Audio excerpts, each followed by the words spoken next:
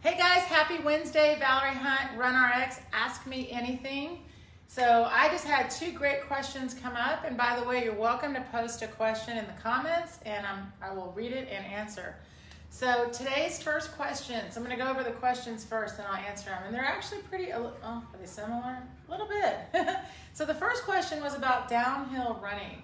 Should my cadence increase when I'm running downhill? So we're going to talk about that. And the second question was also about cadence, but not on hills. So the question was, if I'm running an easy run and my cadence is 190, is that too high? And the answer is yes. So let's talk about just cadence overall for a minute, and then I will get right into the hills. And like I said, if you have a question, you can welcome to post it and I will answer. All right, so first question, we're just gonna talk about what is cadence. So cadence is the number of, I'm gonna call them pulls because we wanna pull our foot up. You can call it steps, right? Steps per minute. It's the beat of your run. So it's how many steps you take in a minute is how you count the cadence.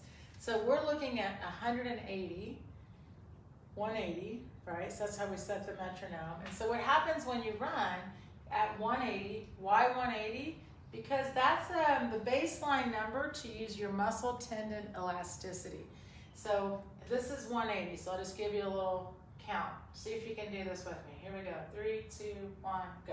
Up, up, up, up, up, up, up, up, up, up, up, up. So this is 180. Up, 2, 3, 4. Up, 2, 3, 4. Okay? So that's cadence. When I do pulling in place, I'm controlling the cadence, right? Because we're not going anywhere. We're just pulling in place. My son's running in Corpus. It's supposed to be incredibly humid. He's drinking water. Yes. So I'm assuming he'll use the noon during the race as well. That's really important. So if she's asking about hydration for a race this weekend, that's going to be really humid. So yeah, just hydrate all week and add some extra salt even to your food. It's a really simple way to do it. It doesn't have to be trying to get it through a supplement. You know, get some potassium and get all those electrolytes. Eat some extra bananas this week. You know, the hydration is going to be really good. And then make sure that he'll be using that during the race as well, because some of the races might use Powerade, Gatorade, you know, something like that. But yeah, as all week, just be hydrating, stay on top of the electrolytes, get it through food. And then when you go out and race, so we're just going to get back to cadence for a second. You know, for anybody, by the way, so when it's humid, when it's really hot, and when it's going to be really long, all three of those things, you have to think, I have to control the start of the race, because you can always, in running too, right, in any distance, I can always increase as I feel good, but where I start is going to really make a difference. So being hydrated and knowing you're hydrated and having your electrolytes is a really good thing. And then, of course, I'm assuming they'll have some on the course.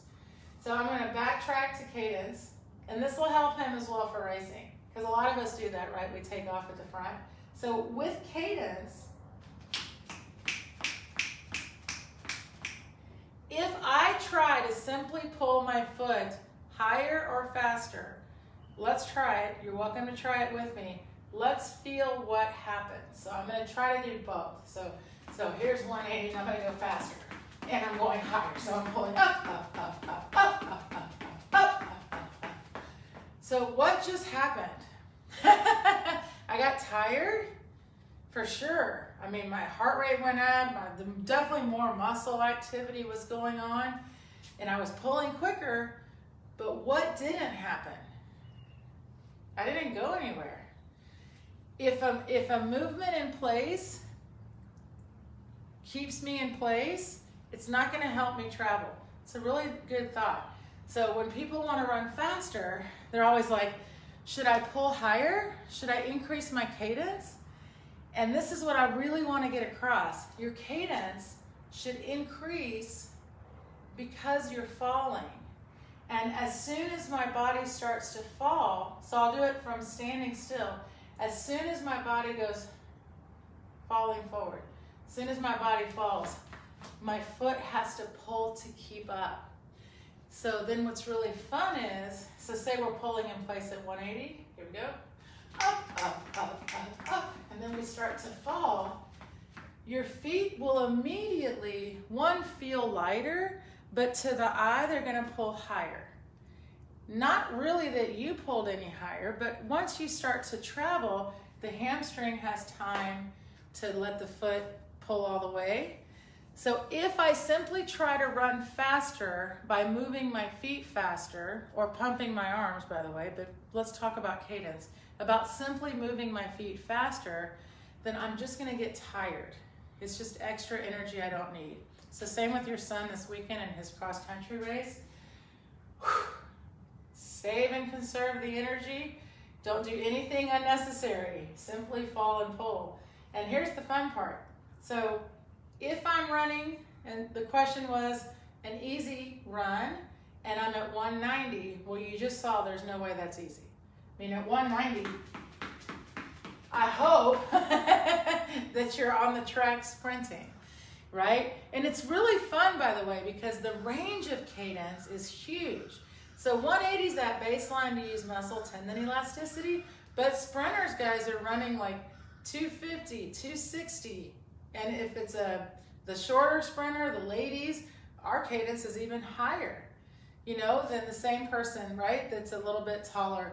So what happens is cadence starts to become, wow. I mean, there's no way in place right now I could pull 200, 220 that these sprinters are doing. There has to be momentum. Body weight has to be forward. But guys, 180 is just baseline. Like you got a ways to go. However, it doesn't make any sense to try to make my feet go faster if I'm not trying to run faster. Does that make sense also?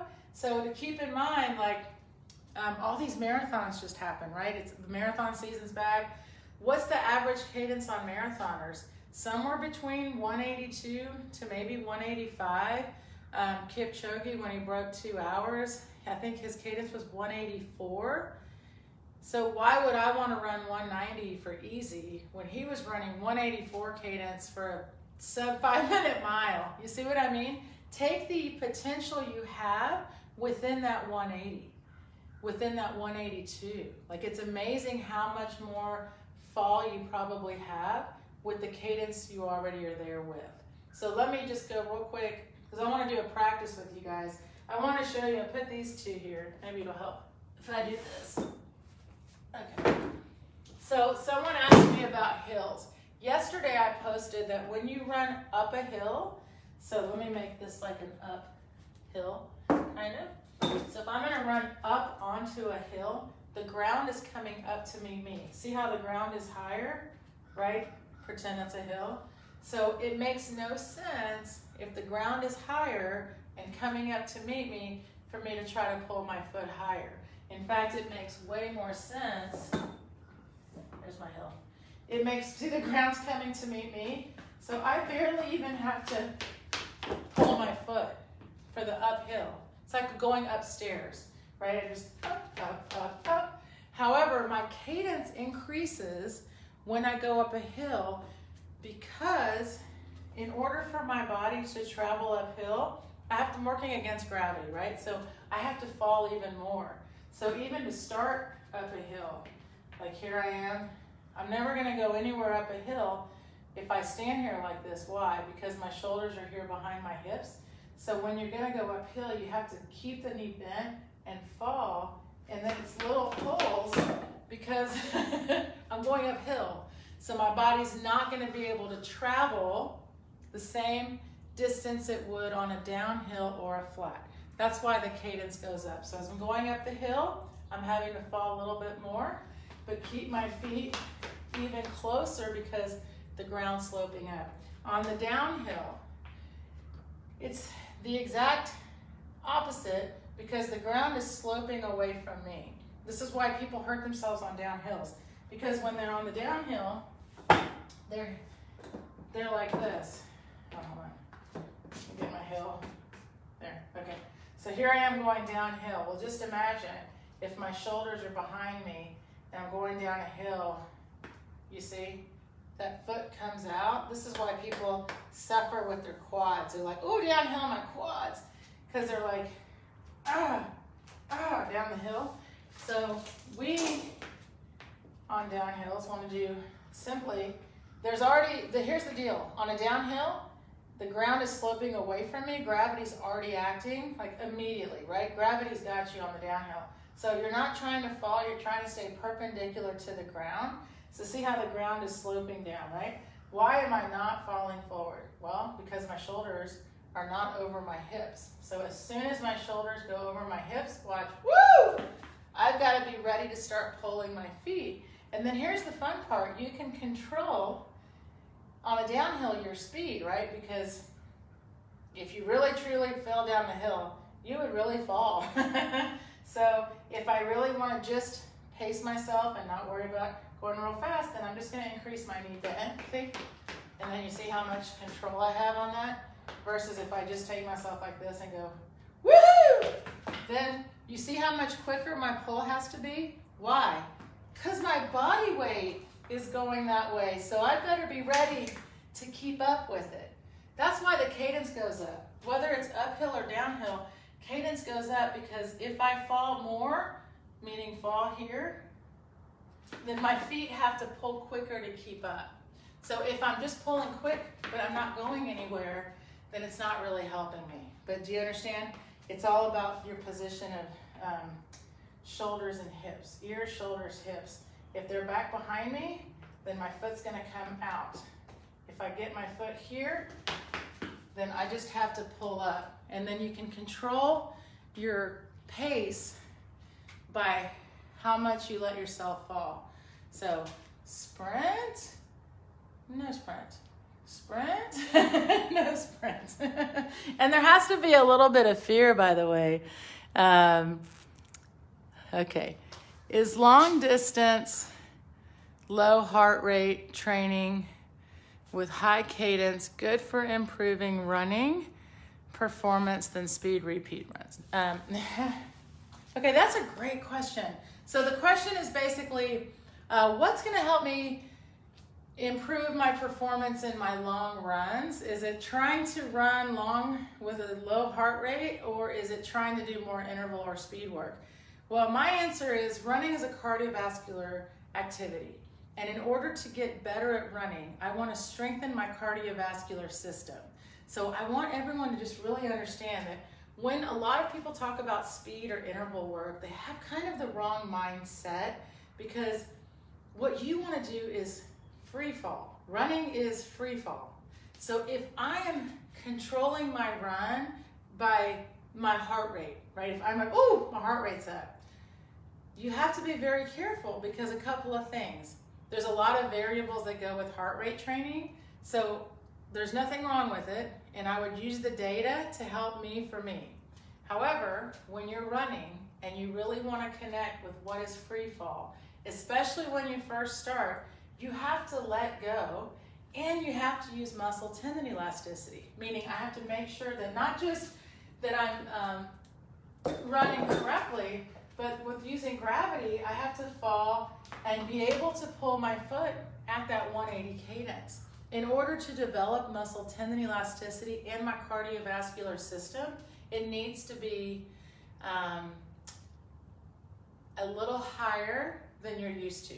Meaning I need to fall a little bit more and pull a little bit quicker to get stronger, to develop my cardio system, to be able to perform better at the longer distances and lower fall angles, to develop a real perception of falling and understanding of falling, to really get comfortable with getting that foot up from the ground. It needs to be done at a good pace. It's not about the speed, it's about the fall angle. And so it's really important that you guys understand that, because what I would do, without changing your whole training, but if I'm not getting any kind of interval practice in, and let's take away the thought of speed and the thought more of how often in the week of your running do you take everything off, take it off, and find, where am I? Am I falling? Am I holding my ears, shoulders, hips in line? Am I in my running pose? Am I holding myself where I should be? Can I connect with letting gravity do the work? See what I mean? Like, you have to at some point run. So if I'm controlling my run with these gadgets, you know, like the cadence is the same. To me, it's the same. When I go running, I'm not going to set my metronome. Beep, beep, beep, beep, beep, beep, beep, beep, beep, beep, beep, beep, because I'm not running then. I'm doing a running drill. So it's a great drill, right, to get ready to run. But to run, guys, you really have to work on letting go of control a little bit, but also practice and connect with it. So I would just say, however you're doing your training, at least once a week, let go, free fall. And don't look at your heart rate until you're done. If you want to look at your data when you're done, it's great to see. How high did my heart rate get? What was my cadence? You see? Because then you can think, well, how was I feeling during that? And that's how you really get better at running. So I tell people when I talk about intervals, things like that, I'm not giving you a number to hit. I'm giving you a fall angle to hold. All right? So let's finish with this because these are great questions. I hope your son has a great meet.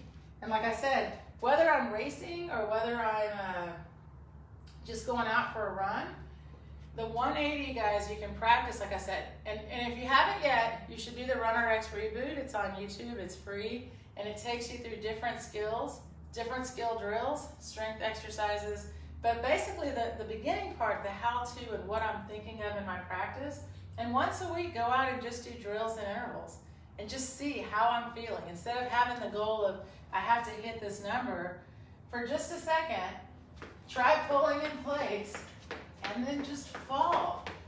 And what happens? You know, like feel it. What does it feel like? Can I feel that I'm connecting with something like, let's say this is my fall point, attaching a magnet here, right? We know gravity acts here. So I'm like, you know, I mean, I would go a little further, but right, take that time to do some of those drills in there. Unfortunately, and I hope not, but if you have any twinges, something's hurting, it doesn't feel right, you know, like, oh my gosh, I keep getting this shin pain or calf or whatever, we have a great thing on our website. Go to runnerx.fit and we have a quiz, and on the quiz, it'll ask you questions about your running, and then we give you back a skill, strength, and self-care tip to get started, all right? So I know I derail sometimes, so I love talking to you guys. Thank you for asking the questions. So if you're going out for your hills today, remember as you go uphill, increase that fall and your cadence increases with you. So it'll be little pulls. If you're going downhill, just take those shoulders over your hips. If I want to go a little bit not crazy down the hill, then I'm just going to increase my knee bend. It's like going down a flight of stairs. And then have fun with it. If I'm getting more comfortable, I'll be like, woo! Let go a little bit. Feel that free fall. And I'd love feedback. Let me know if you can feel it. All right, guys. Have a great day. Thank you so much.